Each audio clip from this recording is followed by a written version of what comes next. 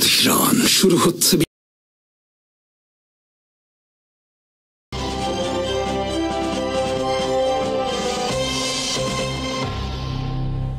শুরুতেই সংবাদ শিরোনাম। আসসালামু আলাইকুম। মিয়ানমারের শতাধিক মিসাইল হামলা, ভারতের নিহত উলফার ৩ শীর্ষ নেতা। গাজা নিয়ে এবার ভয়ঙ্কর পরিকল্পনা বাস্তবায়ন শুরু ইসরায়েলের, সব ফিলিস্তিনিদের রাখা হবে বন্দি শিবিরে।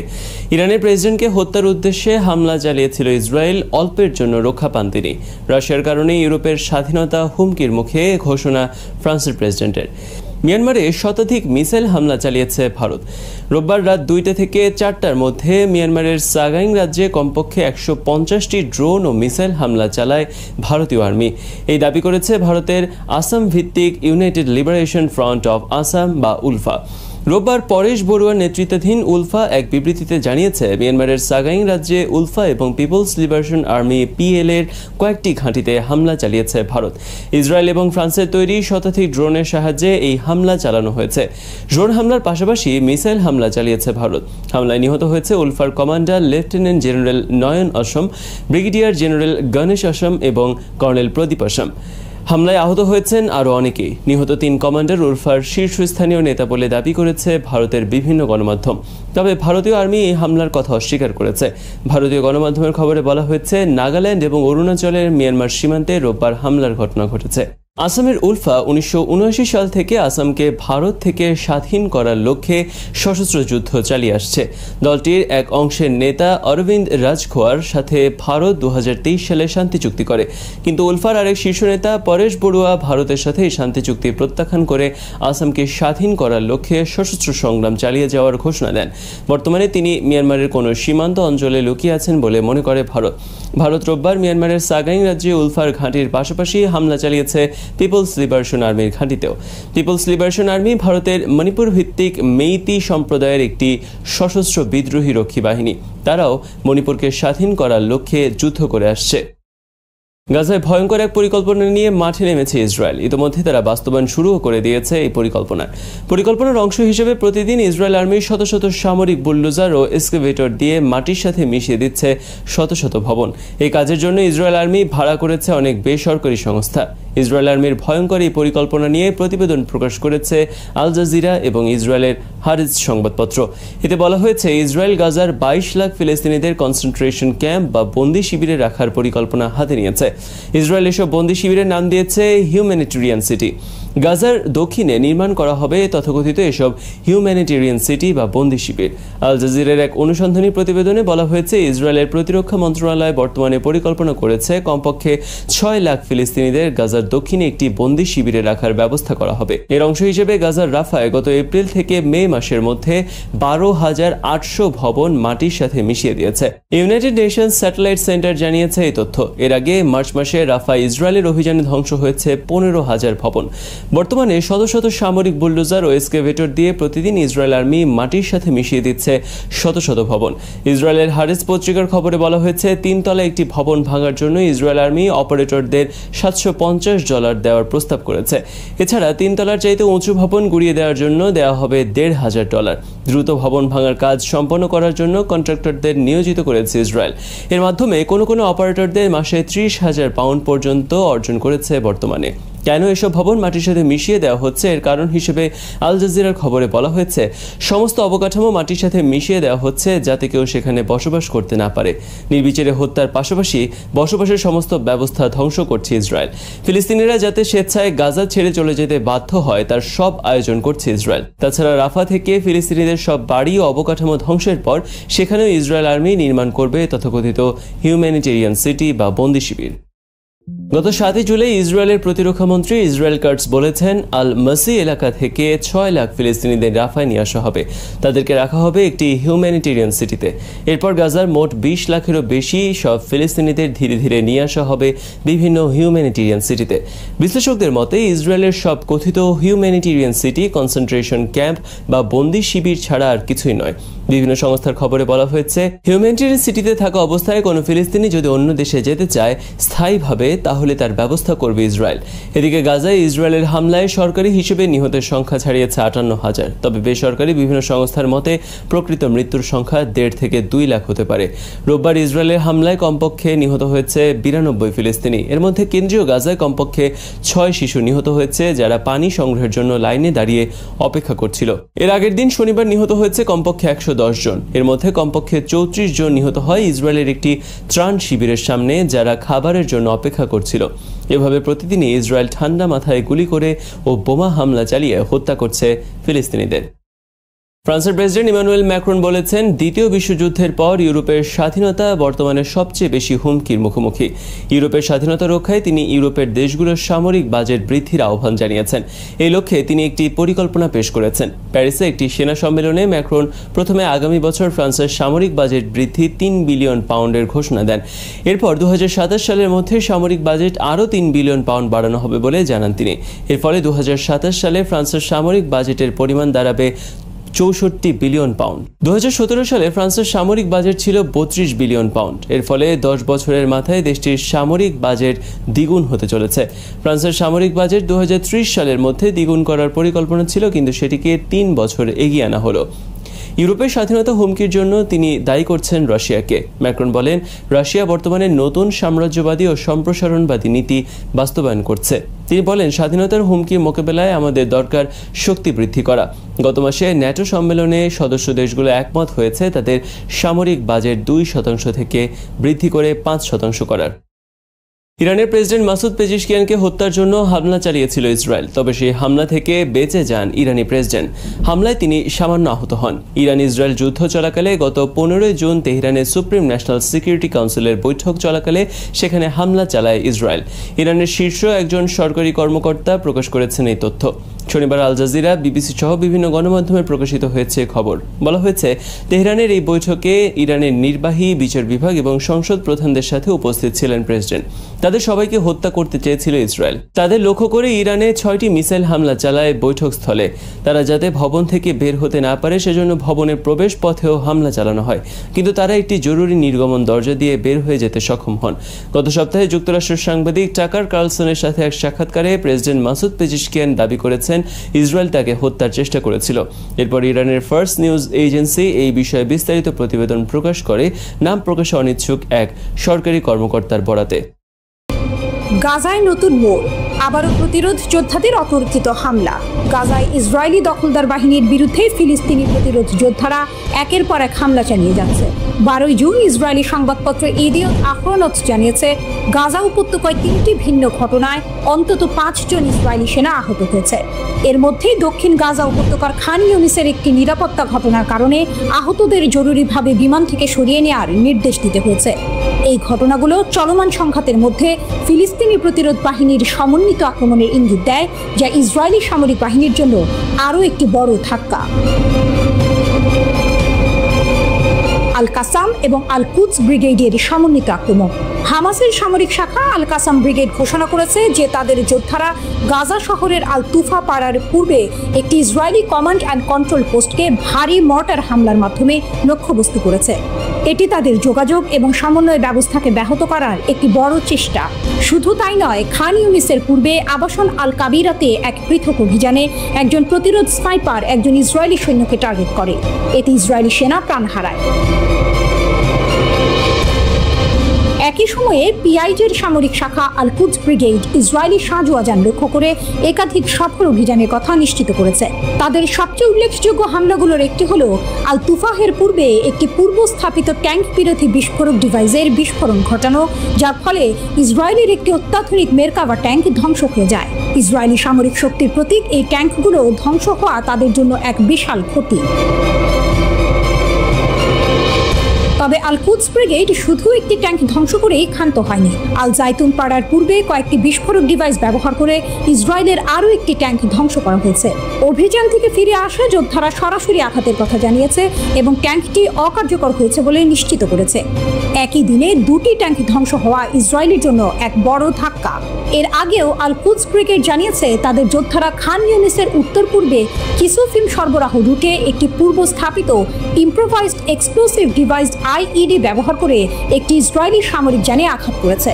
এছাড়াও খান ইউনিসের পূর্বে শেখ নাসের এলাকায় একটি ব্যারেল আকৃতির বিস্ফোরক ডিভাইস আরেকটি সামরিক যান ধ্বংস করেছে। আল তুফাহের পূর্বে জাবাল আল সাউরিনাতেও দখলদার সৈন্যদের মর্টার হামলা লক্ষ্যবস্তু করা হয়েছিল, যেখানে সাম্প্রতিক দিনগুলিতে ইসরায়েলি বাহিনী সমাবেশ করছিল। এই ঘটনাগুলো স্পষ্টতই দেখাচ্ছে যে ফিলিস্তিনি প্রতিরোধ বাহিনী তাদের কৌশল পরিবর্তন করছে এবং ইসরায়েলি বাহিনীর ওপর আরও সমন্বিত ও কার্যকর হামলা চালাচ্ছে। এটি ইসরায়েলি সামরিক বাহিনীর জন্য একটি নতুন চ্যালেঞ্জ তৈরি করেছে, কারণ তাদের সৈন্যদের জীবন ও সরঞ্জাম এখন আরও বেশি ঝুঁকির মধ্যে পড়ছে। 2023 সালে 7 অক্টোবর ইসরায়েলে হামলা চালায় হামাস। দেশটি থেকে জিম্মি করে গাজায় নিয়ে যাওয়া হয় প্রায় 250 জনকে। সেদিন থেকেই গাজায় নির্বিচার হামলা চালিয়ে যাচ্ছে ইসরায়েল। উপত্যকাটির স্বাস্থ্য মন্ত্রণালয়ের হিসাবে ইসরায়েলের চলমান হামলায় এখন পর্যন্ত প্রায় 58,000 ফিলিস্তিনি নিহত হয়েছেন। আহত হয়েছেন প্রায় 1,38,000 জন।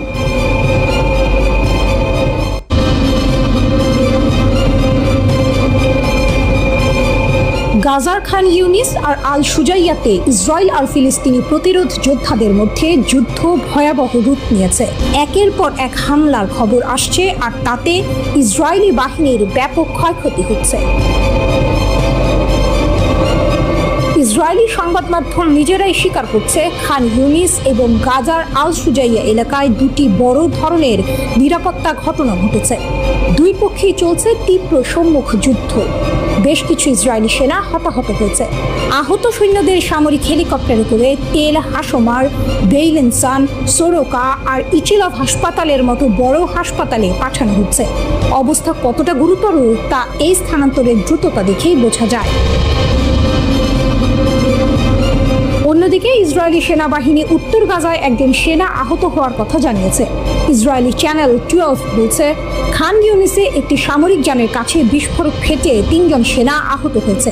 মনে হচ্ছে ইসরায়েল হতাহতের খবর চেপে রাখার চেষ্টা করলেও তা পুরোপুরি সম্ভব হচ্ছে না। আল মায়াদিনের একজন সংবাদদাতা নিশ্চিত করেছেন যে আল জাইতুন পাড়ার মোড়ের পূর্বে একটি হেলিকপ্টার নেমেছে।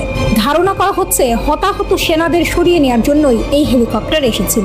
যখন হেলিকপ্টারটা উঠছিল তখন যুদ্ধ বিমানগুলো আকাশ থেকে সুরক্ষা দিতে শব্দ অতিক্রম করে উঠছিল এবং গুলি চালাচ্ছিল। এর থেকে বোঝা যায় ফিলিস্তিনি প্রতিরোধ বাহিনীর হামলা কতটা ভয়াবহ ছিল যে ইসরায়েলকে আকাশপথে এত শক্তিশালী প্রতিরক্ষা ব্যবস্থা নিতে হয়েছে। এই ঘটনাগুলো এমন এক সময় ঘটছে যখন ফিলিস্তিনি প্রতিরোধ গোষ্ঠীগুলো অ্যাম্বুশ আর সুপরিকল্পিত অভিযানের মাধ্যমে ইসরায়েলি সেনাবাহিনীর ওপর বড় ধরনের আঘাত হানছে। তাদের কৌশল আর সাহস ইসরায়েলের জন্য নতুন মাথা ব্যথার কারণ হয়ে দাঁড়িয়েছে।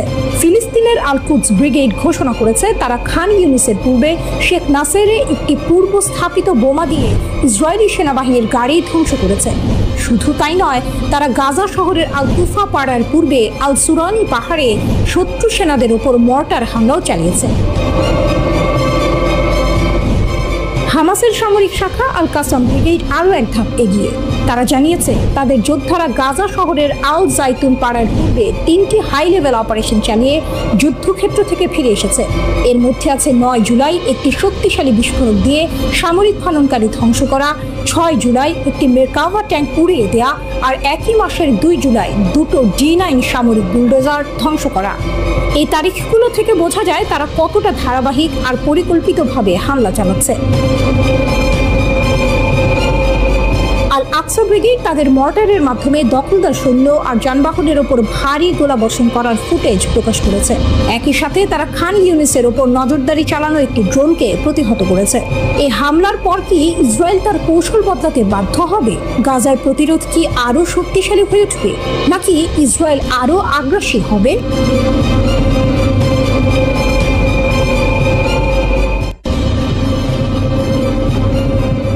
গাজার রণক্ষেত্র থেকে এক চাঞ্চল্যকর খবর সামনে এসেছে।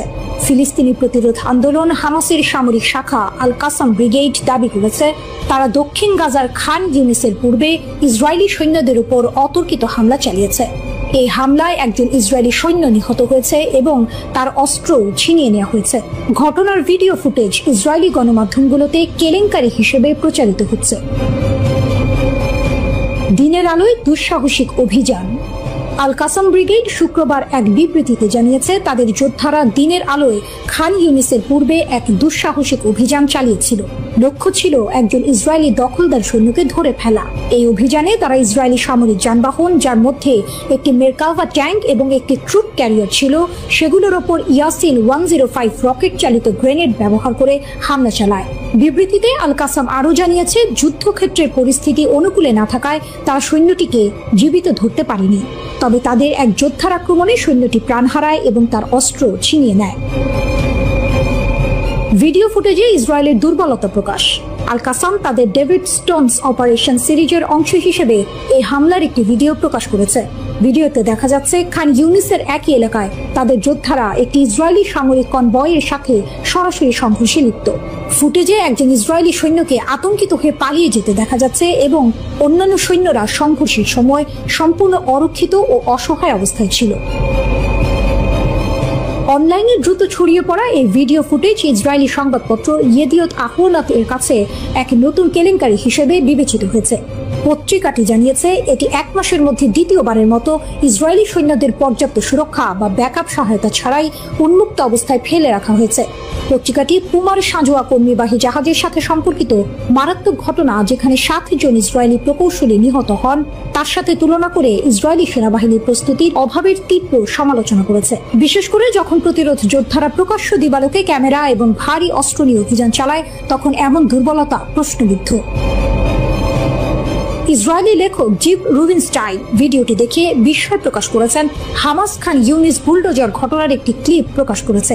তিনি প্রশ্ন তুলেছেন, আল কাসাম যোদ্ধারা কিভাবে খোলা যুদ্ধক্ষেত্রে হস্তক্ষেপ ছাড়াই অবাধে চলাফেরা করে তাদের কর্মকাণ্ড নথিভুক্ত করতে সক্ষম হলো, যা তার কাছে গভীর হতাশাজনক মনে হয়েছে। হামাস এই হামলায় নিজেদের সফল দাবি করে বলেছে, দীর্ঘ যুদ্ধের পরেও ইসরায়েলি দখলদারিত্ব গাজার মনোবল ভেঙে ফেলা বা তাদের সশস্ত্র প্রতিরোধকে দমন করার লক্ষ্য অর্জন করতে পারেনি। তারা ঘোষণা করেছে যে সম্পূর্ণ পরাজয় এবং সম্পূর্ণ নির্মূল এর ইসরায়েলি স্লোগানগুলো প্রতিরোধের টানেল এবং অ্যাম্বুশের মুখে ভেঙে পড়েছে। হামাস আরও জানিয়েছে, যুদ্ধক্ষেত্রে তাদের অব্যাহত আক্রমণ এবং আধিপত্যের ফলে বল প্রয়োগ করে বন্দীদের মুক্ত করার ইসরায়েলি ভ্রমও ভেঙে গেছে। সম্প্রতি উত্তর গাজায় ফিলিস্তিনি প্রতিরোধ বাহিনীর এক মারাত্মক হামলায় ইসরায়েলি নেতজা ইহুদা ব্যাটালিয়নের 5 সৈন্য নিহত এবং আরও 2 জন গুরুতর আহত হয়। প্রাথমিকভাবে ইসরায়েলি মিডিয়া ভুল হতাহতের সংখ্যা প্রচার করেছিল। পরবর্তীতে জানানো হয় যে আহত দখলদার সৈন্যের মোট সংখ্যা 14 জনে পৌঁছেছে, যার মধ্যে 2 জনের অবস্থা গুরুতর।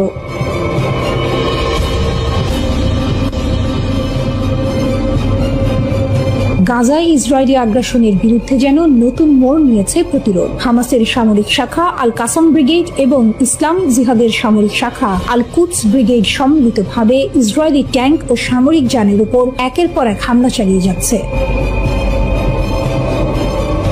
খান ইউনিসে আল কাসামের অতর্কিত হামলা। গাজার প্রতিরোধ যোদ্ধারা যে সহজে হাল ছাড়ার পাত্র নয়, তার প্রমাণ মিলল খান ইউনিসে। আল কাসাম ব্রিগেড ঘোষণা করেছে তারা দক্ষিণ গাজার খান ইউনিস এলাকায় ইসরায়েলের 2টি মেরকাভা ট্যাঙ্ক লক্ষ্য করে হামলা চালিয়েছে। ইসরায়েলের আধুনিকতম মেরকাভা ট্যাঙ্কগুলো প্রতিরোধের সামনে রীতিমতো অসহায়। হামলায় ব্যবহার করা হয়েছে শক্তিশালী ইয়াসিন 105 এবং ট্যান্ডেম চার্জ। শুধু ট্যাঙ্ক নয়, ইসরায়েলি অনুপ্রবেশ ঠেকাতে ব্রিগেডগুলো খান ইউনিসের উত্তরে আল বাদ্দাউ এলাকায় ভারী ও মাঝারি মর্টার শেল দিয়ে শত্রু সৈন্য এবং সামরিক যানের উপরও হামলা চালিয়েছে। অর্থাৎ প্রতিরোধ বাহিনী শুধু আত্মরক্ষা করছে না, বরং আক্রমণাত্মক অবস্থানে গিয়ে শত্রুদের নাস্তানাবুদ করছে। আল তুফায় আল কুদস ব্রিগেডের বাজিমাত একই সময়ে ইসলামিক জিহাদের সামরিক শাখা আল কুদস ব্রিগেডও বসে নেই। তারা ঘোষণা করেছে যে গাজা শহরের আল তুফাহ পাড়ার পূর্ব অংশে ইসরায়েলি বাহিনীর অনুপ্রবেশের সময় তারা পূর্ব স্থাপিত বর্ম বিরোধী বিস্ফোরক ডিভাইস ব্যবহার করে একটি ইসরায়েলি সামরিক যান ধ্বংস করেছে। কে জানতো মাটির নিচে লুকিয়ে থাকা একটি ডিভাইস ইসরায়েলি সামরিক যানের জন্য সাক্ষাৎ যমদূত হয়ে উঠবে। আল কাসামের দুঃসাহসিক অভিযান, সৈন্য আটকের চেষ্টা। আল কাসাম ব্রিগেড আরও একটি চমৎকার খবর দিয়েছে। তাদের যোদ্ধারা দক্ষিণ গাজা উপত্যকার খান ইউনিসের পূর্বে আবাসন আল কাবিরা এলাকায় ইসরায়েলি দখলদার সৈন্য এবং সামরিক যানের উপর ভোরবেলায় এক দুঃসাহসিক অভিযান চালিয়েছে। এই অভিযানে তারা ইয়াসিন 105 অ্যান্টি আর্মর শেল দিয়ে একটি মেরকাভা ট্যাঙ্ক এবং একটি সাজোয়া কর্মীর বাহককে নিশানা করেছে। এমনকি 2টি ইসরায়েলি সামরিক যানও তাদের হামলা থেকে রেহাই পায়নি। এই অভিযানের সবচেয়ে রোমাঞ্চকর অংশটি ছিল একজন ইসরায়েলি সৈন্যকে আটকের চেষ্টা। আল কাসাম জানিয়েছে তাদের যোদ্ধারা একজন ইসরায়েলি সৈন্যকে ধরার চেষ্টা করেছিল, কিন্তু যুদ্ধের তীব্র পরিস্থিতির কারণে তারা সফল হতে পারেনি। তবে তারা সৈন্যটিকে নিরপেক্ষ করে তার অস্ত্র জব্দ করেছে, অর্থাৎ হাতের মুঠোয় পেয়ে পরিস্থিতি প্রতিকূল থাকায় আটক করতে পারেনি, কিন্তু শত্রুকে পরাস্ত করে তার অস্ত্র ছিনিয়ে নিয়েছে। এক অসম সাহসিকতার দৃষ্টান্ত। সংঘর্ষের পর আল কাসাম যোদ্ধারা যখন একটি ইসরায়েলি হেলিকপ্টারকে অভিযান স্থলে অবতরণ করতে দেখে, তখন বোঝা যায় এই হামলাগুলো কতটা কার্যকর হয়েছে এবং ইসরায়েলি বাহিনীর মধ্যে কতটা উদ্বেগ সৃষ্টি করেছে। গাজার এই চলমান প্রতিরোধ যে কেবল টিকে থাকা লড়াই নয়, বরং শত্রুকে আঘাত করার এক দৃঢ় সংকল্প, তা এই ঘটনাগুলো থেকেই স্পষ্ট। ইসরায়েল যতই ক্ষমতাধর হোক না কেন, গাজার প্রতিরোধ যোদ্ধারা যে তাদের প্রতিটি পদক্ষেপে কাঁটা হয়ে বিঁধে আছে তা আর বলার অপেক্ষা রাখে না।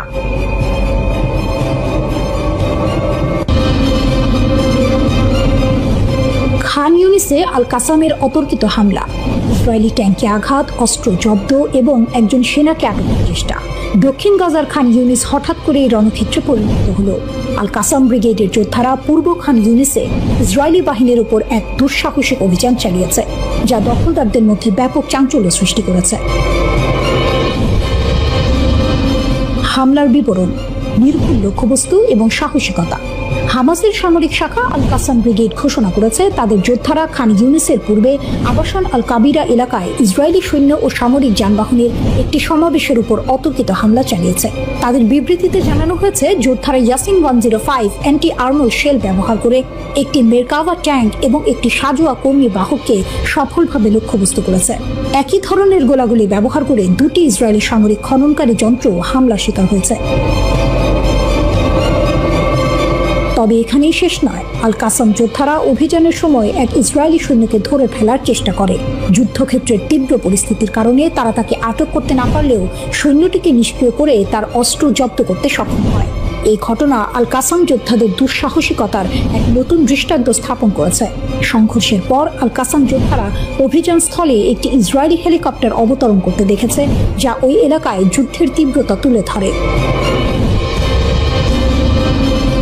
আল কাসাম ব্রিগেড আরও উল্লেখ করেছে 5 দিন আগেও তারা একই অঞ্চলে একটি শক্তিশালী ইম্প্রোভাইজড এক্সপ্লোসিভ ডিভাইস আইইডি দিয়ে একটি মেরকাভা ট্যাঙ্ককে লক্ষ্য করে হামলা চালিয়েছিল। এটি পূর্ব খান ইউনিসে ইসরায়েলি দখলদার বাহিনীর উপর প্রতিরোধের ধারাবাহিকতা প্রমাণ করে। ইসরায়েলি হতাহত এবং সত্য গোপন করার অভিযোগ। এদিকে উত্তর গাজায় ফিলিস্তিনি প্রতিরোধের আরেকটি মারাত্মক আক্রমণের পর ইসরায়েল ক্রমবর্ধমান তদন্ত এবং জনসাধারণ থেকে বাস্তব সময়ের তথ্য দমন করার অভিযোগের মুখোমুখি হচ্ছে। আল মায়াদিনের প্রতিবেদনে বলা হয়েছে, ইসরায়েলি সামরিক বাহিনী এর আগে নিশ্চিত করেছে এলাকার যুদ্ধে বিস্ফোরক ডিভাইস বিস্ফোরণে নেটজা ইয়েহুদা ব্যাটালিয়নের 5 সৈন্য নিহত এবং আরও 2 জন গুরুতর আহত হয়েছে। এই ঘোষণা আসে ইসরায়েলি মিডিয়ার ভুল প্রাথমিক হতাহতের পরিসংখ্যান প্রচারের পরই। পরবর্তী রিপোর্টে দেখা যায় আহত দখলদার সৈন্যের মোট সংখ্যা 14 জনে পৌঁছেছে, যার মধ্যে 2 জনের অবস্থা গুরুতর, 6 জনের আঘাত মাঝারি এবং 6 জনের আঘাত সামান্য।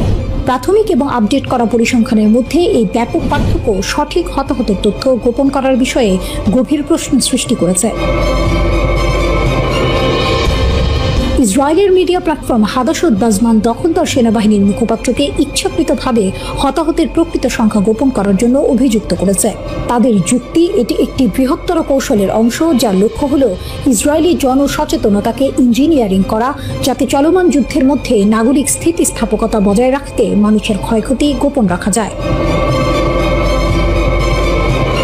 প্ল্যাটফর্মটি এই ঘটনাকে সৈন্য এবং বেসামরিক উভয় ক্ষেত্রে আত্মহত্যার হার কমিয়ে আনার পূর্ববর্তী রাষ্ট্রীয় প্রচেষ্টার সাথে তুলনা করেছে। তারা উল্লেখ করে যে 2018 সাল থেকে স্বাস্থ্য মন্ত্রণালয়ের মতো প্রতিষ্ঠানগুলি প্রকৃত পরিসংখ্যান গোপন রেখেছে। 1 বছরে 1280টিরও বেশি আত্মহত্যার খবর আসার পরেও সরকারিভাবে দাবি করা হয়েছিল যে এই সংখ্যা হ্রাস পেয়েছে। হাদাসত বাজমান প্রশ্ন তুলেছে, হোয়াটসঅ্যাপ এবং টেলিগ্রামের মতো প্ল্যাটফর্ম না থাকলে ইসরায়েলিরা কি বাস্তবতা জানতে পারত? তারা দৃঢ়ভাবে বলেছে, অবশ্যই সরকারি বা মূলধারার মিডিয়া থেকে নয়।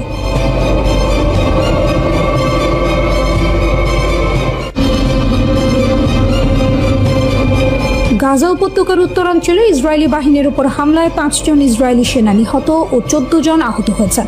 আহতদের মধ্যে 2 জনের অবস্থা গুরুতর। এই ঘটনাটি ঘটেছে বেইত হানুন শহরে, যখন ইসরায়েলি সামরিক বাহিনীর নেৎজা ইহুদা ব্যাটালিয়নের পদাতিক সৈন্যরা পায়ে হেঁটে অভিযান চালাচ্ছিল। হঠাৎ রাস্তার পাশে পুঁতে রাখা একটি বোমা বিস্ফোরিত হয় এবং সেনারা এর আঘাতে হতাহত হয়।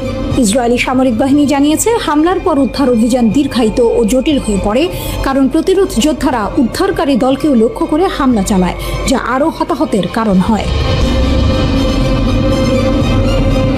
ইসরায়েলের একজন নিরাপত্তা কর্মকর্তা বলেছেন, গাজার উত্তরের বেইত হানুন এলাকায় অভিযান চালানোর সময় ইসরায়েলি সেনাদের লক্ষ্য করে বিস্ফোরণ ঘটানো হয়। গাজা যুদ্ধের শুরু থেকেই এই এলাকা ইসরায়েলি সেনাদের অভিযানের প্রধান লক্ষ্যবস্তুগুলোর একটি ছিল। সেখানে ফিলিস্তিনি যোদ্ধাদের পুনর্গঠিত হওয়া ঠেকাতে ইসরায়েল বারবার অভিযান চালিয়ে যাচ্ছে। নাম প্রকাশ না করার শর্তে ওই কর্মকর্তা আরও বলেন, ইসরায়েলি সেনাদের লক্ষ্য করে গুলিও ছোড়া হয়েছে। হামলায় 2 সেনা গুরুতর আহত হয়েছেন বলে জানিয়েছে ইসরায়েলি সেনাবাহিনী। গাজায় ইসরায়েল তাণ্ডব শুরু করার পর এ নিয়ে এই উপত্যকায় 888 ইসরায়েলি সেনা নিহত হলেন। এই হামলার প্রশংসা করে হামাসের সামরিক শাখা আল কাসাম ব্রিগেডের মুখপাত্র আবু ওবায়দা বলেছেন, এই অভিযান দখলদার বাহিনীর উপর একটি বড় আঘাত। তিনি ইসরায়েলি বাহিনীকে সতর্ক করে বলেছেন, গাজায় তাদের উপস্থিতি তাদের জন্য আরও ক্ষতি ডেকে আনবে। আবু ওবায়দা জোর দিয়ে বলেছেন, গাজার ভেতরে ইসরায়েলি বাহিনীর অবস্থান টিকিয়ে রাখা নেতানিয়াহুর জন্য সবচেয়ে বোকামিপূর্ণ সিদ্ধান্ত হবে। তার মতে, ফিলিস্তিনিদের দৃঢ়তা ও সাহসী যুদ্ধের সমীকরণ নির্ধারণ করছে ইসরায়েলের সামরিক শক্তি নয়। তিনি ভবিষ্যৎবাণী করেছেন, পরে এটি ব্যর্থ হতে পারে এবং অতিরিক্ত বন্দী আমাদের হাতে চলে যাবে। এই ঘটনাটি এমন এক সময় ঘটল যখন গত সপ্তাহে ইসলামিক জিহাদের সশস্ত্র শাখা আল কুদস ব্রিগেড ঘোষণা করেছিল যে তারা উত্তর গাজায় এক হামলায় 40 জনেরও বেশি ইসরায়েলি সেনাকে হত্যা বা আহত করেছে। সেই হামলাটি গাজা শহরের সুজাইয়া পাড়ায় হয়েছিল এবং সেখানে আবাসিক ভবনের ভেতরে লুকিয়ে থাকা ইসরায়েলি বাহিনীকে লক্ষ্যবস্তু করা হয়েছিল। এই দুটি ঘটনায় ফিলিস্তিনি প্রতিরোধের ক্রমবর্ধমান শক্তি এবং ইসরায়েলি বাহিনীর জন্য গাজায় অভিযান কতটা বিপজ্জনক হয়ে উঠছে তা প্রমাণ করে। উল্লেখ্য, 2023 সালের অক্টোবরে ইসরায়েল ফিলিস্তিনি প্রতিরোধের একটি বীরত্বপূর্ণ অভিযানের প্রতিক্রিয়ায় গাজায় এক ভয়াবহ যুদ্ধ শুরু করে। এই নৃশংস সামরিক হামলায় এ পর্যন্ত 57,500 জনেরও বেশি ফিলিস্তিনি নিহত হয়েছেন, যাদের বেশিরভাগই নারী ও শিশু। ইসরায়েল গাজার ওপর প্রায় 2 দশকের অবরোধ আরও কঠোর করেছে, যার ফলে এই উপত্যকায় ত্রাণ সরবরাহ প্রায় বন্ধ হয়ে গেছে এবং তারা দুর্ভিক্ষকে যুদ্ধের হাতিয়ার হিসেবে ব্যবহার করছে।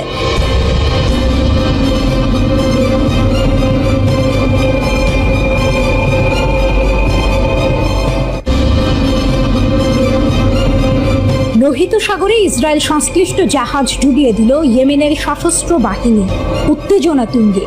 রিপোর্ট আল মায়াদিনের। লোহিত সাগরে নতুন করে উত্তেজনা ছড়িয়েছে। ইয়েমেনের সশস্ত্র বাহিনী ঘোষণা করেছে তারা ম্যাজিক সিস নামের একটি ইসরায়েল সংশ্লিষ্ট জাহাজকে সফলভাবে ডুবিয়ে দিয়েছে।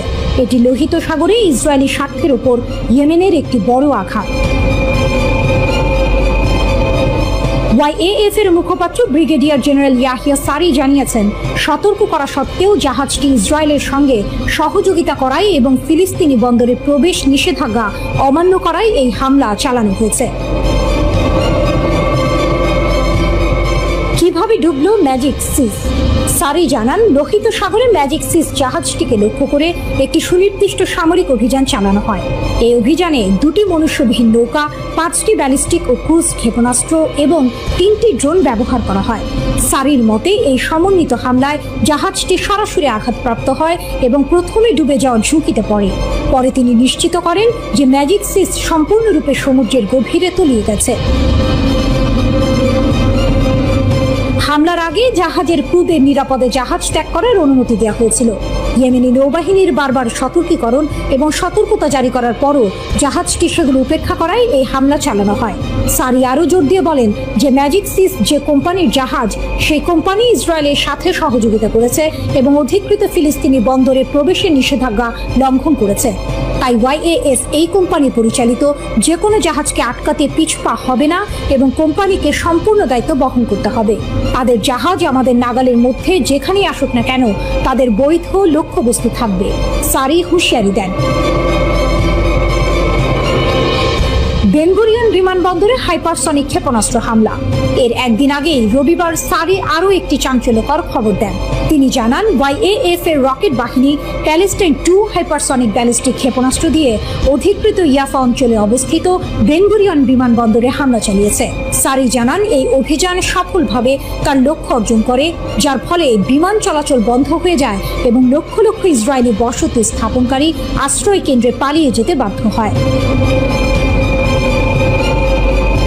মুখপাত্র আরও বলেন যে এই অভিযান ছিল নিপীড়িত ফিলিস্তিনি জনগণ এবং তাদের প্রতিরোধ যোদ্ধাদের সমর্থনে এবং গাজা উপত্যকায় ইসরায়েল কর্তৃক চলমান গণহত্যার প্রতিক্রিয়ায় প্রতিশোধমূলক হামলা ও ইয়েমেনের প্রতিরোধের ক্ষমতা। মাত্র কয়েক ঘন্টা পরে 7 জুলাই ভোরে ইয়েমেনের হোদেইদা শহরে কমপক্ষে 20টি ইসরায়েলি বিমান হামলা চালানো হয়। আল মায়াদিনের সংবাদদাতা জানিয়েছেন, ইয়েমেনি বিমান প্রতিরক্ষা বাহিনী আক্রমণের একটি উল্লেখযোগ্য অংশ প্রতিহত করতে সক্ষম হয়। হামলাগুলি হোদেইদা, সালিফ এবং রাস ইসা বন্দর, সেই সাথে রাস কাতিফ বিদ্যুৎ কেন্দ্র সহ গুরুত্বপূর্ণ স্থানগুলিকে লক্ষ্য করে করা হয়েছিল। ইসরায়েলি মিডিয়াও নিশ্চিত করেছে যে এই অবকাঠামোগুলোতে এর আগে 3 বার ইসরায়েলি দখলদার বাহিনী আঘাত হেনেছে। সারি বলেছেন যে ইয়েমেনি বিমান প্রতিরক্ষা বাহিনীর সদস্যরা ইয়েমেনের বিভিন্ন এলাকায় ইসরায়েলি বিমান হামলা সফলভাবে প্রতিহত করেছে এবং প্রতিহত করেছে। সুনির্দিষ্ট ও উচ্চ প্রযুক্তির হামলা। সারি ব্যাখ্যা করেছেন যে YAF বেশ কয়েকটি ইসরায়েলি লক্ষ্যবস্তুতে একটি সমন্বিত ক্ষেপণাস্ত্র এবং ড্রোন হামলা চালিয়েছে, যেখানে 11টি ব্যালিস্টিক ক্ষেপণাস্ত্র এবং ড্রোন জড়িত ছিল। YAF এই হামলাকে উচ্চ নির্ভুলতা এবং সফল বলে বর্ণনা করেছে। একটি ইয়েমেনি প্যালেস্টাইন 2 হাইপারসনিক ক্ষেপণাস্ত্র বেন গুরিয়ন বিমানবন্দরকে লক্ষ্য করে হামলা চালায়, যখন অতিরিক্ত হাইপারসনিক ক্ষেপণাস্ত্র ইদুদ বন্দর এবং অধিকৃত আসকালানের বিদ্যুৎ কেন্দ্রে আঘাত করে। এছাড়া উম্মে আল রাশরাস বন্দর বা ইলাত আক্রমণ করার জন্য 8টি ড্রোন মোতায়েন করা হয়েছিল। সারি জানান, সমস্ত ক্ষেপণাস্ত্র এবং ড্রোন তাদের লক্ষ্য সফলভাবে অর্জন করে এবং ইসরায়েলি ইন্টারসেপ্টর সিস্টেমগুলি কোনো আক্রমণকে নিষ্ক্রিয় করতে বাধ্য হয়।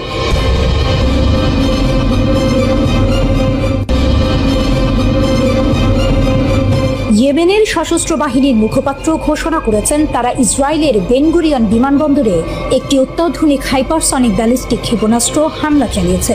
তাদের দাবি, এতে বিমানবন্দর সম্পূর্ণরূপে বন্ধ হয়ে গেছে এবং তেল আবিবের বাসিন্দাদের নিরাপদ স্থানে সরিয়ে নেওয়া হয়েছে। গাজায় ইসরায়েলি হামলার প্রতিশোধ হিসেবে এই পদক্ষেপ নেওয়া হয়েছে বলে ইয়েমেন জানিয়েছে। ইয়াহিয়া সারি এই ঘোষণা দেন। তিনি জানান, তেল আবিবের কাছে অবস্থিত ইসরায়েলের সবচেয়ে ব্যস্ততম বেন গুরিয়ন বিমানবন্দরকে 6 জুলাই সকালে একটি হাইপারসনিক ব্যালিস্টিক ক্ষেপণাস্ত্র দিয়ে লক্ষ্যবস্তু করা হয়। এই অভিযান পুরোপুরি সফল হয়েছে বলেও তিনি দাবি করেন। সারি আরও বলেন, যতক্ষণ ইসরায়েল গাজায় আক্রমণ চালাবে এবং অবরোধ বজায় রাখবে, ততক্ষণ ইয়েমেন ইসরায়েলি লক্ষ্যবস্তুতে হামলা চালিয়ে যাবে। একই সঙ্গে আগামী দিনে যে কোনো পরিস্থিতির জন্য ইয়েমেনের সশস্ত্র বাহিনী প্রস্তুত রয়েছে বলেও তিনি হুঁশিয়ারি দেন।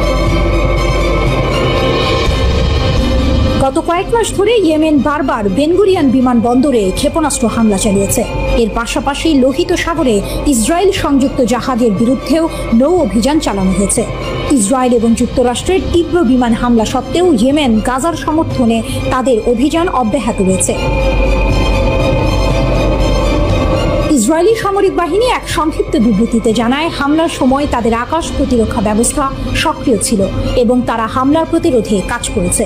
এই ঘটনার মাত্র 1 সপ্তাহ আগেই ইয়েমেনি সেনাবাহিনী বেন গুরিয়ন বিমানবন্দর লক্ষ্য করে ব্যালিস্টিক ক্ষেপণাস্ত্র হামলার দায় স্বীকার করে। 1 জুলাই আল মাসিরাহ টিভিতে প্রচারিত এক টেলিভিশন বিবৃতিতে ইয়েমেনের সামরিক মুখপাত্র ব্রিগেডিয়ার জেনারেল ইয়াহিয়া সারি বলেন, তেল আবিবের বেন গুরিয়ন বিমানবন্দর লক্ষ্য করে আমরা প্যালেস্টাইন 2 নামের একটি হাইপারসনিক ব্যালিস্টিক ক্ষেপণাস্ত্র ব্যবহার করে একটি বিশেষ সামরিক অভিযান পরিচালনা করেছে। তিনি জানান, ওই হামলা সফলভাবে লক্ষ্যে পৌঁছেছিল, যার ফলে মিলিয়ন খানেক দখলদার আশ্রয় কেন্দ্রে ছুটে যায় এবং বিমানবন্দরের কার্যক্রমে বিশৃঙ্খলা সৃষ্টি হয়।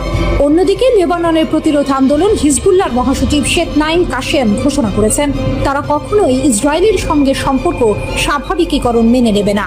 আশুরার দিনে দেয়া এক ভাষণে তিনি বলেন, হিজবুল্লাহ লেবাননকে ইসরায়েলি আগ্রাসন থেকে রক্ষা করে যাবে। শেখ কাসেম ইসরায়েলের সঙ্গে সম্পর্ক স্বাভাবিক করার পরিকল্পনাকে আঞ্চলিক জাতিগুলির মর্যাদার প্রতি অপমান বলে অভিহিত করেন। তিনি জোর দিয়ে বলেন, দখলদারিত্ব অব্যাহত থাকলে প্রকৃত শান্তি অসম্ভব, তাই হিজবুল্লাহ এই প্রক্রিয়ার অংশ হবে না। আমরা লেবাননকে রক্ষা করে শত্রুর মোকাবিলা করি এবং এই প্রতিরক্ষা অব্যাহত থাকবে, এমনকি যদি পুরো বিশ্ব আমাদের বিরুদ্ধে দাঁড়ায়। মুক্তি একটি কর্তব্য, যত সময়ই লাগুক না কেন, তিনি বলেন। গত বছরের নভেম্বরে ইসরায়েলের সঙ্গে যে যুদ্ধবিরতি কার্যকর হয়েছিল, ইসরায়েল বারবার তা লঙ্ঘন করেছে বলেও শেখ কাসেম অভিযোগ করেন। তিনি বলেন, আমাদের ভয় দেখিয়ে আত্মসমর্পণ করানো যাবে না। যতক্ষণ শত্রুর আক্রমণ অব্যাহত থাকবে, ততক্ষণ আমাদের অবস্থান নরম করতে বা নিরস্ত্র করতে দাবি করার অধিকার কারো নেই। যুদ্ধবিরতির প্রথম ধাপ হিসেবে আগ্রাসন বন্ধ থাকতে হবে বলেও তিনি উল্লেখ করেন। প্রথম ধাপ বাস্তবায়িত হলে হিজবুল্লাহ আলোচনার জন্য প্রস্তুত থাকবে। শেখ কাসেম পশ্চিম এশিয়া অঞ্চলে ইরানের ভূমিকার প্রশংসা করেন এবং বলেন, ইসলামী বিপ্লবের নেতা আয়াতুল্লাহ আলী খামেনির সমর্থন প্রতিরোধ অক্ষের জন্য প্রধান স্তম্ভ।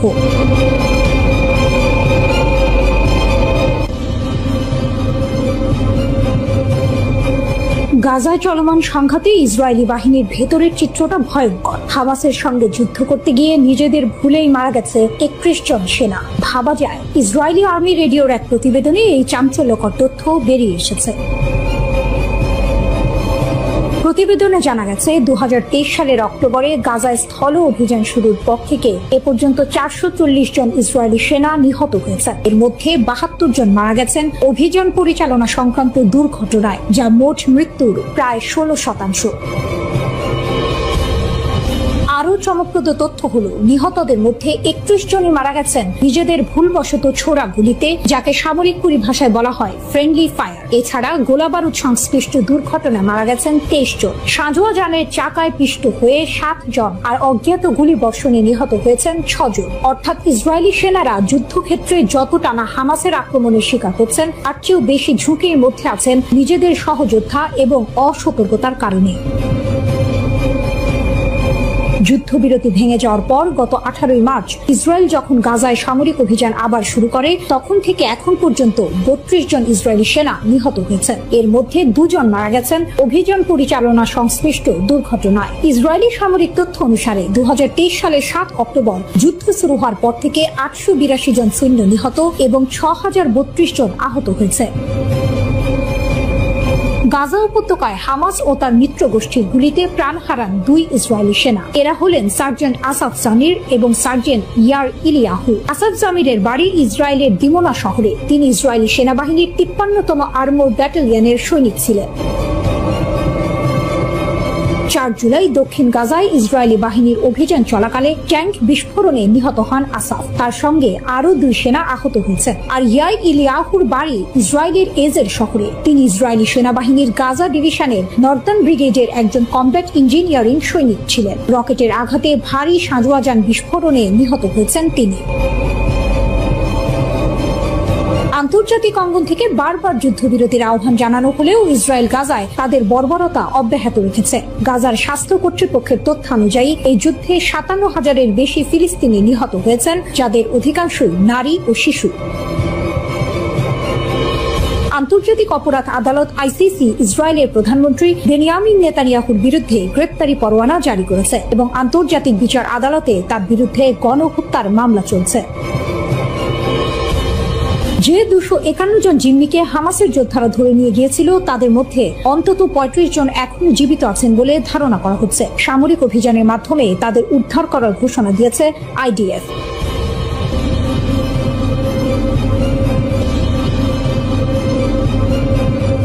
গাজায় ইসরায়েলের দুঃস্বপ্ন। 3 দিনে 15 সেনা নিহত, হামাসের কৌশল বদল। ফিলিস্তিনের অবরুদ্ধ গাজা উপত্যকায় চলমান সংঘাত যেন এক নতুন মোড় নিচ্ছে। মাত্র 3 দিনের ব্যবধানে অন্তত 15 জন ইসরায়েলি সেনা নিহত হয়েছেন, যা হামাসের সামরিক শাখা আল কাসাম ব্রিগেডের ধারাবাহিক হামলার ফল বলে জানাচ্ছে আন্তর্জাতিক সংবাদ মাধ্যমগুলো।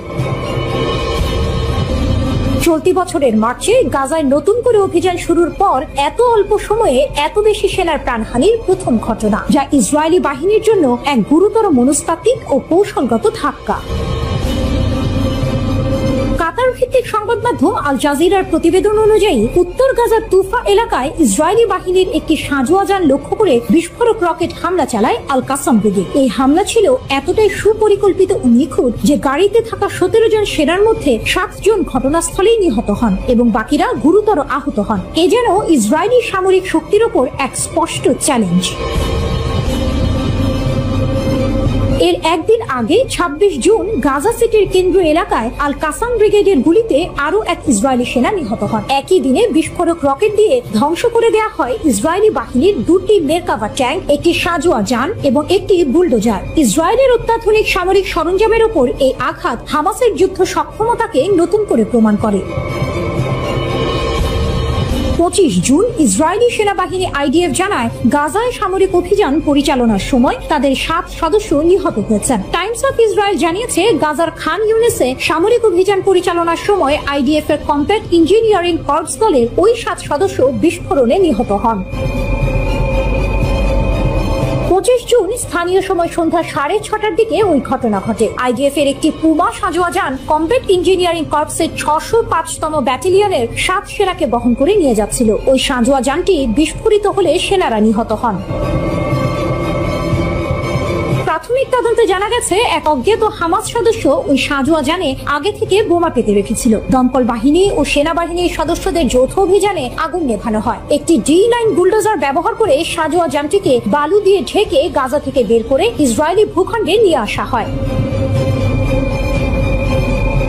হামাসের হাতে থাকা 251 জিম্মির মধ্যে এখনো প্রায় 35 জন জীবিত বলে ধারণা করা হচ্ছে। তাদের উদ্ধারে নতুন করে অভিযান জোরদার করছে ইসরায়েল। তবে সংঘর্ষ বাড়ায় জিম্মিদের জীবন আরো বিপন্ন হয়ে উঠছে বলে আশঙ্কা করছেন পর্যবেক্ষকরা। জাতিসংঘ সহ বিভিন্ন মানবাধিকার সংস্থা ইসরায়েলের অভিযানের বিরুদ্ধে একাধিকবার বক্তব্য দিয়েছে। আন্তর্জাতিক বিচার আদালত ইতিমধ্যে ইসরায়েলের বিরুদ্ধে গণহত্যার অভিযোগে মামলা দায়ের করা হয়েছে। যুদ্ধ থামাতে যুক্তরাষ্ট্র, মিশর ও কাতার মধ্যস্থতার চেষ্টা চালিয়ে গেলেও এখন পর্যন্ত কোনো পক্ষ কার্যকর সমঝোতায় পৌঁছায়নি। ইরানের সঙ্গে যুদ্ধবিরতিতে রাজি হলেও এখনো গাজায় ফিলিস্তিনি সশস্ত্র সংগঠন হামাসের বিরুদ্ধে লড়ছে ইসরায়েলি সেনা। ওই যুদ্ধেও দেশটি উল্লেখযোগ্য সংখ্যক সেনা হারিয়েছে।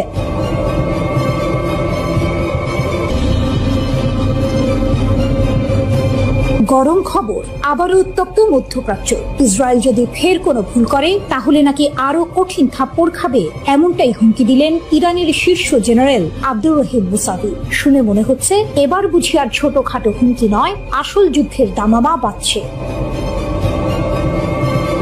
লেবাননের একটি টিভি চ্যানেলে দেওয়া সাক্ষাৎকারে ইরানের সশস্ত্র বাহিনীর প্রধান major general Abdur Rahim Musavi সরাসরি হুমকি দিয়েছেন ইসরায়েলকে। তার কথা পরিষ্কার, গত মাসে ইসরায়েল আর আমেরিকার হামলার জবাবে ইরান নাকি তাদের সব শক্তি ব্যবহার করেনি, অর্থাৎ যা হয়েছে তা নাকি ছিল শুধু ট্রেলার। যদি ইসরায়েল আবার একই ভুল করে তাহলে ইরান জাতি আর তাদের সেনাবাহিনী নাকি ইসরায়েলকে আরো কঠিন থাপ্পড় দেবে। 13 জুন ইসরায়েল বিনা প্ররোচনায় ইরানের উপর হামলা চালায়। সেই হামলায় সামরিক কমান্ডার থেকে শুরু করে পরমাণু বিজ্ঞানী এমনকি সাধারণ মানুষও মারা যান। এর এক সপ্তাহ পর যুক্তরাষ্ট্র যুদ্ধে নেমে পড়ে। আন্তর্জাতিক আইন, জাতিসংঘ সনদ সবকিছু তোয়াক্কা না করে তারা ইরানের 3টি পরমাণু স্থাপনায় বোমা হামলা চালায়। যখন ইসরায়েল আর যুক্তরাষ্ট্র হামলা চালাচ্ছে তখন কি ইরান চুপচাপ বসেছিল? মোটেও না। প্রতিশোধ হিসেবে ইরানের সশস্ত্র বাহিনী ইসরায়েলের দখলে থাকা কৌশলগত স্থাপনাগুলোতে আঘাত হানে। এখানেই শেষ নয়, পশ্চিম এশিয়ার সবচেয়ে বড় মার্কিন সামরিক ঘাঁটি কাতারের আল উদেইদ মার্কিন ঘাঁটিকেও তারা টার্গেট করে। এটা শুনে নিশ্চয়ই অনেকেই অবাক হচ্ছেন।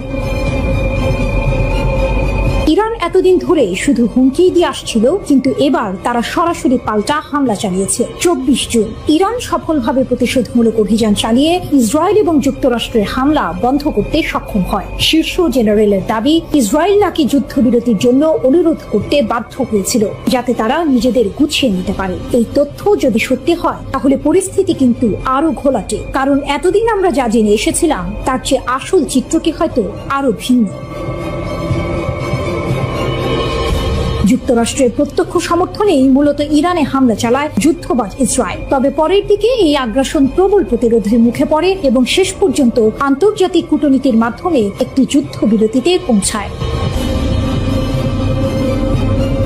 অপ্রকাশিত ক্ষমতা ও নতুন পর্যায়। মেজর জেনারেল মুসাভি আরো সতর্ক করেছেন, যদি যুদ্ধ দীর্ঘায়িত হয় এবং একটি নতুন পর্যায়ে প্রবেশ করে, তাহলে ইসরায়েল নাকি ইরানের এমন ক্ষমতা দেখতে পাবে যা এখনো কাজে লাগানো হয়নি। অর্থাৎ ইরান নাকি তাদের আসল শক্তি এখনো দেখায়নি। তিনি এটাও বলেছেন, বছরের পর বছর ধরে ইসরায়েল আর তাদের সমর্থকরা ইরানের ওপর আঘাত হানার জন্য শক্তি সঞ্চয় করে আসছে। তাদের উদ্দেশ্য হলো পরমাণু ইস্যুকে অজুহাত হিসেবে ব্যবহার করে ইরানকে বিভক্ত করা। কিন্তু ইরান তাদের মৌলিক নীতি থেকে কখনো সরে আসবে না, যার মধ্যে ফিলিস্তিন ও তাদের জনগণের প্রতি সমর্থনও রয়েছে। তাহলে কি ইসরায়েল আর ইরান আবারও একটি বড় যুদ্ধের দিকে এগোচ্ছে?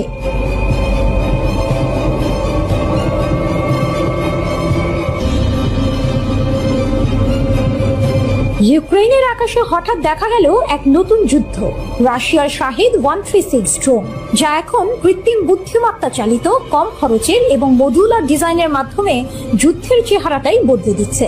একসময় ইরান থেকে আমদানি করা এই ড্রোনগুলো এখন রাশিয়াতেই তৈরি হচ্ছে, যা মস্কোর ড্রোন শিল্পের ক্ষমতাকে নতুন উচ্চতায় নিয়ে গেছে এবং বিশ্ব অস্ত্রবাজারে নতুন প্রতিদ্বন্দ্বিতার জন্ম দিয়েছে। সম্প্রতি ইউক্রেনে একটি অত্যাধুনিক শাহিদ 136 ড্রোনকে আটক করা হয়। এটি কেবল একটি সাধারণ কামিকাজে ড্রোন ছিল না, এটিতে ছিল উন্নত নেভিগেশন সিস্টেম এবং ইউক্রেনের মোবাইল নেটওয়ার্কের সাথে সংযোগের সক্ষমতা। ইউক্রেনীয় গোয়েন্দা প্রতিবেদন জানায়, এই ড্রোনগুলোতে এখন রাশিয়ার তৈরি উপাদান ব্যবহার করা হচ্ছে এবং রিয়েল টাইম ডেটা আদান প্রদানের জন্য ইউক্রেনীয় মোবাইল নেটওয়ার্ক ব্যবহার করা হচ্ছে।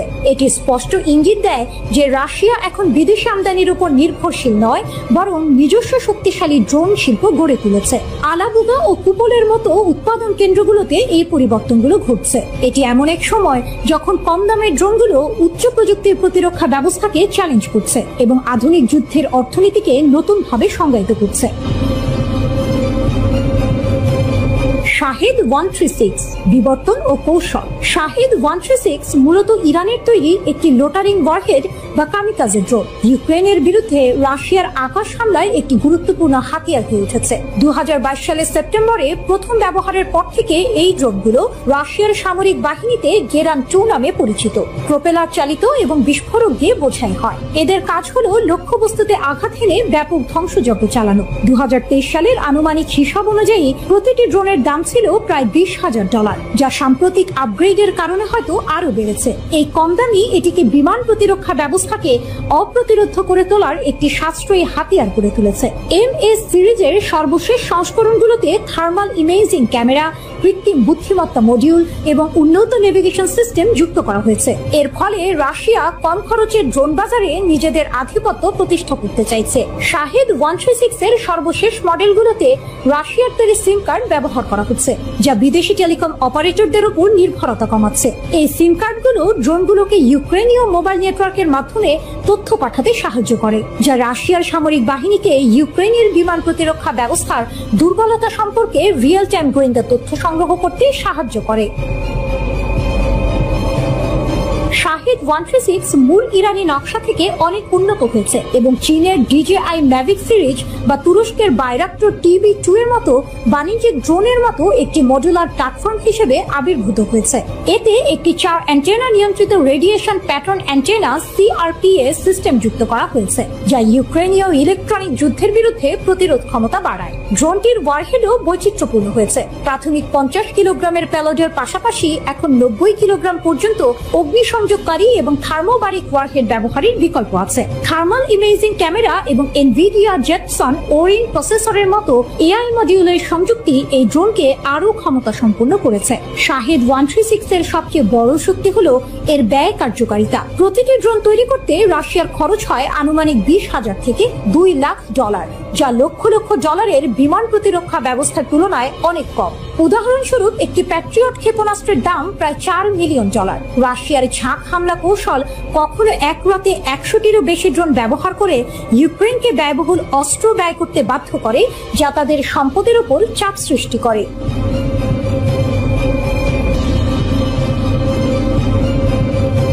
সম্প্রতি ইরান ইরাক সীমান্তের কাছে ঘটল এক চাঞ্চল্যকর ঘটনা।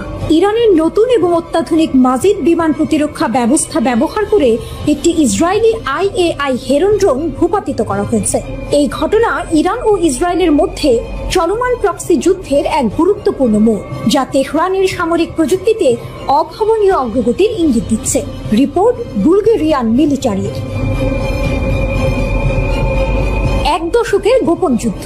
ইসরায়েল ও ইরানের মধ্যে দশক ধরে এক গোপন যুদ্ধ চলে আসছে, যেখানে উভয় দেশ একে অপরের সামরিক ও পারমাণবিক স্থাপনাগুলোতে নজরদারি এবং হামলা চালিয়ে আসছে।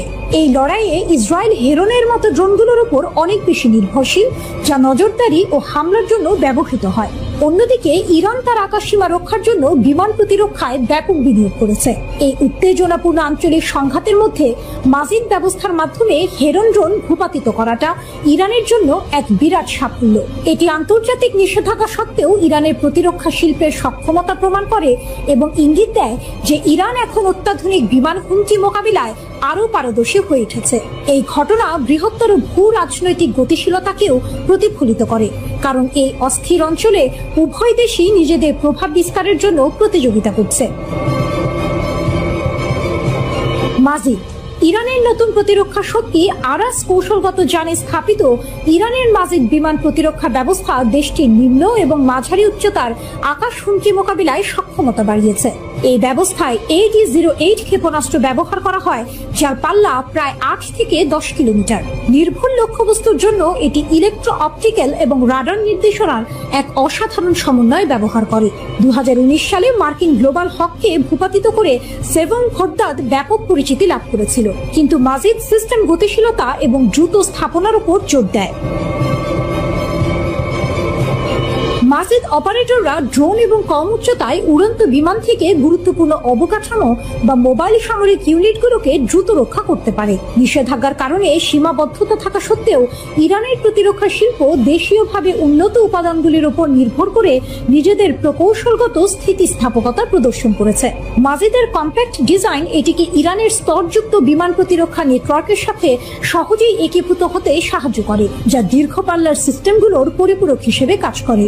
6 কিলোমিটার পর্যন্ত উচ্চতায় লক্ষ্যবস্তুতে আঘাত করার ক্ষমতা এটিকে হেরনের মতো মাঝারি উচ্চতার দীর্ঘ সহনশীল ড্রোনগুলোর বিরুদ্ধে বিশেষভাবে কার্যকর করে তোলে। তবে উন্নত বিদেশি প্রযুক্তি ব্যবহারের সীমাবদ্ধতা আরও পরিশীলিত হুমকির বিরুদ্ধে এর কার্যকারিতা কমিয়ে দিতে পারে। তবুও মাজিদ আঞ্চলিক সংঘাতে UAV এর ক্রমবর্ধমান প্রসারকে মোকাবিলা করে বিমান প্রতিরক্ষায় স্বয়ংসম্পূর্ণতার জন্য ইরানের অনুসন্ধানে একটি গুরুত্বপূর্ণ পদক্ষেপ। হেরনের বিরুদ্ধে এর সফল ব্যবহার এর ব্যবহারিক নির্ভরযোগ্যতা নির্দেশ করে, যদিও এর পূর্ণ ক্ষমতা এখনো পর্যালোচনার অধীনে। IAI হেরন ইসরায়েলের গোয়েন্দা বাহু ইসরায়েলের IAI হেরন, যা মাটার্স 1 নামেও পরিচিত, দেশটির অনুসন্ধান এবং আক্রমণ ক্ষমতার ভিত্তিপ্রস্তর হিসেবে কাজ করে। এই ড্রোন প্রায় 30,000 ফুট উচ্চতায় 45 ঘন্টা পর্যন্ত আকাশে ভেসে থাকতে পারে। উন্নত electro optical sensor, synthetic aperture radar এবং যোগাযোগ রিলে দিয়ে সজ্জিত এই ড্রোন বিশাল দূরত্বে রিয়েল টাইম গোয়েন্দা তথ্য সংগ্রহ করে।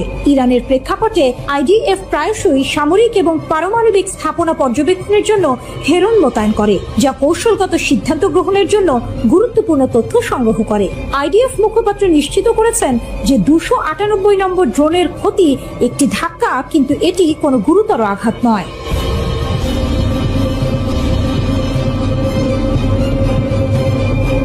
এক চরম সত্য সামনে এলো। ইরানের সরাসরি ক্ষেপণাস্ত্র হামলায় ইসরায়েলি সরকারের অন্তত $1.3 বিলিয়ন ক্ষতি হয়েছে। ইসরায়েলি অধিকৃত অঞ্চলগুলোতে প্রকাশিত একটি শীর্ষস্থানীয় হিব্রু ভাষার অর্থনৈতিক সংবাদপত্র দ্য মার্কারের প্রতিবেদনে এই চাঞ্চল্যকর তথ্য উঠে এসেছে। ইরানের প্রতিশোধমূলক সামরিক অভিযানের কারণে ইসরায়েলি সরকার কমপক্ষে $1.3 বিলিয়ন ক্ষতির সম্মুখীন হয়েছে। এটি কেবল একটি সংখ্যা নয়, ইসরায়েলের সামরিক ও অর্থনৈতিক অবকাঠামোর উপর ইরানের হামলার প্রত্যক্ষ ফল।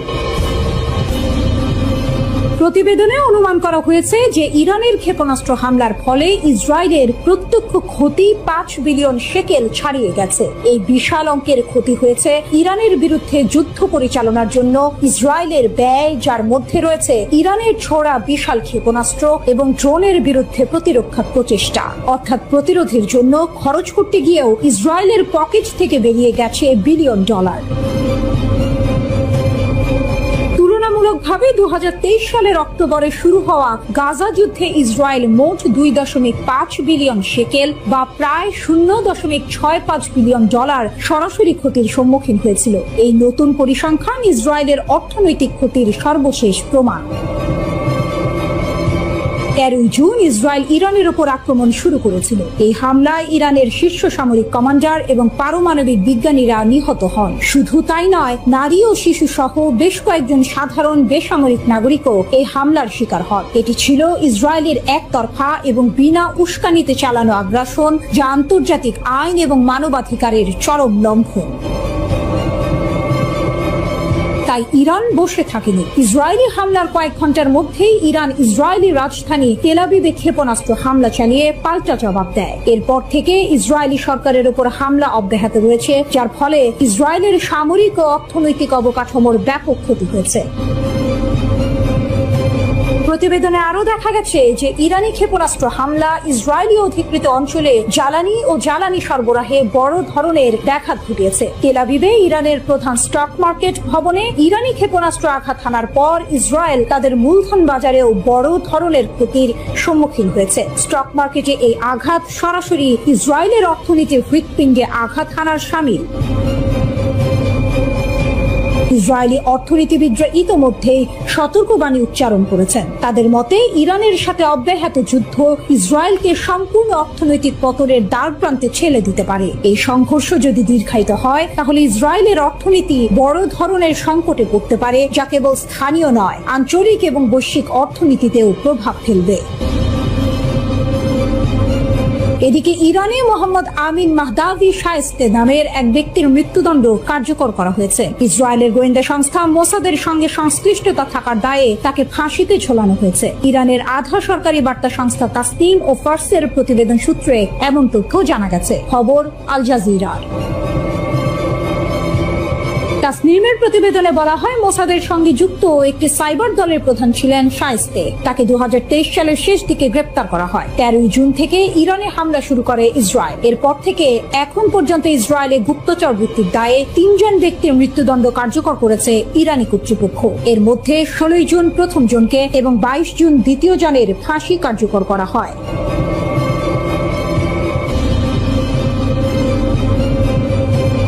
কেন ইরানকে হারানো ইসরায়েলের জন্য প্রায় অসম্ভব? একদিকে ইসরায়েলি মিসাইল উড়ে এসেছে ইরানে, অন্যদিকে ইরানি মিসাইল আছড়ে পড়েছে আইডিএফ ও মোসাদের দফতরে। ডোনাল্ড ট্রাম্পের যুদ্ধবিরতি ঘোষণার পরও উভয় দেশ একে অপরের উপর ঝাঁপিয়ে পড়েছে। এর মধ্যেই ইরান জোর দিয়ে বলছে তাদের হারানো ইসরায়েলের পক্ষে এক প্রকার অসম্ভব। কিন্তু কেন? বিশেষজ্ঞরা এমন 7টি কারণ উল্লেখ করেছেন যার জন্য ইরানকে পরাজিত করা ইসরায়েলের পক্ষে খুবই কঠিন। হরমুজ প্রণালী। দক্ষিণ ইরানের সীমান্ত ঘেঁষা হরমুজ প্রণালী বিশ্বের অন্যতম গুরুত্বপূর্ণ জলপথ। মাত্র 33 কিলোমিটার চওড়া এই পথ দিয়েই বিশ্বের প্রায় 20% তেল পরিবহন হয়। এর গুরুত্ব এতটাই যে বিশ্লেষকরা এটিকে পৃথিবীর রক্তনালী বলে থাকেন। এই প্রণালীর আশপাশের 7টি দ্বীপ ইরানের নিয়ন্ত্রণে, যা তাদের এক অনন্য ভূ রাজনৈতিক শক্তি এনে দিয়েছে। ইরান ইতোমধ্যে এই জলপথ বন্ধ করে দেওয়ার হুমকি দিয়েছে, যা পশ্চিমা দেশগুলোকে রীতিমতো আতঙ্কিত করে তুলেছে। এই প্রণালী বন্ধ হলে বৈশ্বিক অর্থনীতিতে ভয়াবহ প্রভাব পড়বে, যা ইরানকে একটি শক্তিশালী দর কষাকষির ক্ষমতা এনে দিয়েছে। ব্যালিস্টিক ও ড্রোনের অপ্রতিরোধ শক্তি। ইরানের ব্যালিস্টিক ক্ষেপণাস্ত্রের পাল্লা প্রায় 2000 কিলোমিটার। এর মানে হলো শুধু ইসরায়েল নয়, ইউরোপের যে কোনো লক্ষ্যবস্তুতেও আঘাত হানতে পারে ইরানি মিসাইল। এছাড়া ইরান সস্তায়, শক্তিশালী ও কার্যকর ড্রোন বানিয়ে ব্যাপক সাড়া ফেলেছে। প্রকৃতি ইরানের দুর্গ। পাহাড় ও মরুভূমি, প্রাকৃতিক বৈচিত্র্যে ভরপুর ইরান যেন নিজেই এক দুর্ভেদ্য দুর্গ। পশ্চিম ও দক্ষিণ সীমান্ত জুড়ে জাগ্রস পর্বতমালা দেশটিকে রক্ষা করে চলেছে। এই পাহাড় এতটাই দুর্গম যে ওই দিক থেকে হামলা প্রায় অসম্ভব। উত্তরেও রয়েছে প্রতিরক্ষামূলক আলবোর্জ পর্বতমালা। অন্যদিকে ইরানের রয়েছে মূল্যবান খনিজ সম্পদ, যেমন ইউরেনিয়াম, সোনা, রূপা আর দস্তা। পাহাড় পেরিয়ে কেউ ইরানে ঢুকতে পারলেও সামনে পড়বে লুত মরুভূমি, যা পৃথিবীর অন্যতম ভয়ানক গরম জায়গা। তাই এই অঞ্চল দিয়ে সৈন্য ও রসদ পাঠানো কার্যত অসম্ভব। প্রকৃতি নিজেই ইরানের সবচেয়ে শক্তিশালী প্রতিরক্ষা ব্যূহ।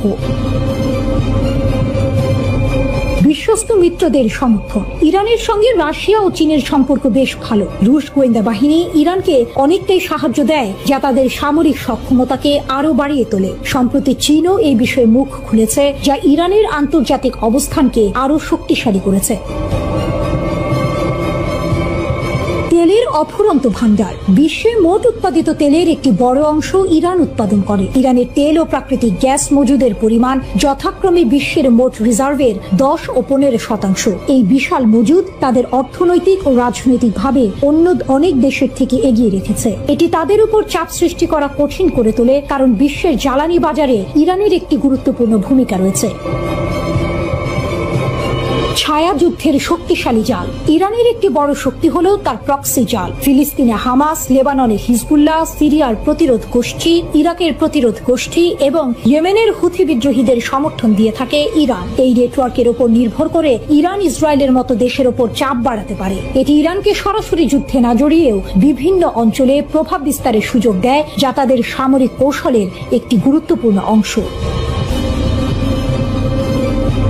মহাদেশের সংযোগস্থলে কৌশলগত অবস্থান। ইউরোপ, এশিয়া এবং আফ্রিকা, এই 3টি মহাদেশের সংযোগস্থলে ইরানের অবস্থান। দেশটির রয়েছে 3টি গুরুত্বপূর্ণ জলসীমা: উত্তরে কাস্পিয়ান সাগর এবং দক্ষিণে পারস্য উপসাগর ও ওমান উপসাগর। গত 500 বছর ধরে একই সীমান্ত নিয়ে টিকে রয়েছে দেশটি। পৃথিবীর এমন কোন শক্তি নেই যারা ইরানকে দখল করতে চায়নি, কিন্তু বারবারই ব্যর্থ হয়েছে এই ভৌগোলিক অবস্থানের জন্য। এই কৌশলগত অবস্থান ইরানকে এক অজেয় শক্তি হিসেবে প্রতিষ্ঠিত করেছে।